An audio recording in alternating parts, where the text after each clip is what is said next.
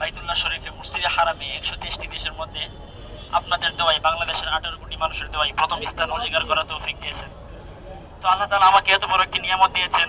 আল্লাহ তাআলা আমাকে যেহেতু খুশি করেছেন, আমিও চেয়েছিলাম আরো 2টা মানুষকে খুশি করতে।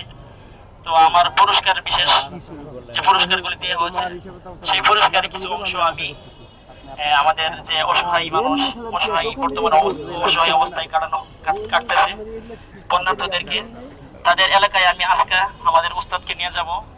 আজকে আমরা তাদের এলাকায় নোয়াখালী, লক্ষ্মীপুর এবং কুমিল্লা, চট্টগ্রামে, ফেনীতে যাব ইনশাআল্লাহ। আমাদের ব্রাহ্মণবাড়িয়ার আরো কিছু লোক যাবেন আমাদের সঙ্গে। সবাই দোয়া করে আমরা যেন সহি সালামত তাদের কাছে পৌঁছতে পারি এবং তাদের সাথে আমাদের বিজয়ের উদযাপন করতে পারি ইনশাআল্লাহ। আর আরেকটা কথা, যারা আমাদের দেশের জন্য, যারা পুরো মুসলিম জাতিকে যারা অগ্রবিশ্বাস করেছে, আমাদের শহীদ হয়েছেন, আমাদের শহীদি ভাই আবু সাইদ এবং মুগ্ধ, আমি তাদের ভিডিও অনেক দেখেছি। যখন দেখি খুব মনে হচ্ছে যে আমার নিজ বুকে গুলি দেওয়া হয়েছে। তাদের গুলিটা যখন তাদের বুকে দেওয়া হয়, মনে হচ্ছে যে আমার নিজ বুকে গুলি দেওয়া হচ্ছে। এরকম একটা কষ্ট নিয়ে খুব আল্লাহ তাআলার ঘরে খুব দোয়া করেছি তাদের জন্য, এবং নবীর রওজা শরীফে তাদের জন্য দোয়া করেছি। আল্লাহ তাআলা বাকিটা আল্লাহ তাআলা যে দোয়া কবুল করেন, এবং তাদের কবরে ইনশাআল্লাহ যাব, জিয়ারত করব এবং কোরআন তেলাওয়াত করব। সবাই দোয়া করবেন।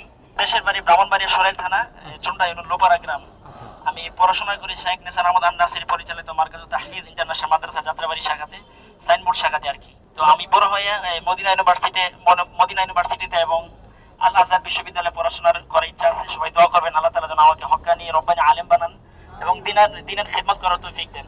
দেশের জন্য ইনশাআল্লাহ ভবিষ্যতে আমি একজন ইসলামিক স্কলার হব ইনশাআল্লাহ। সবাই দোয়া করবেন এবং মানুষদের পাশে দাঁড়াবো, অসহায় মানুষদের পাশে দাঁড়াবো, এবং যে কোনো পরিস্থিতিতে আল্লাহ তাআলা যেন আমাকে সবার সামনে আসার তৌফিক দেন।